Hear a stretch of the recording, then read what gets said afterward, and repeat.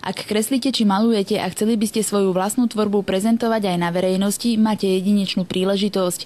Mládežnícky parlament v spolupráci s PX centrom pripravujú výstavu mladých amatérskych umelcov. Viem, že je ťažké zorganizovať vlastnú výstavu a toto vlastne pomôže mladým umelcom, aby sa presadili a ak nemajú odvahu, alebo dostatočný počet prác, aby organizovali vlastnú, tak toto mi pomôže. Prihlásiť sa môžete prostredníctvom e-mailu amater@az.sk.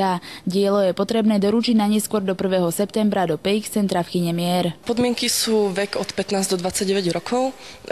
Človek musí byť z okolia alebo priamo z Považskej Bystrice.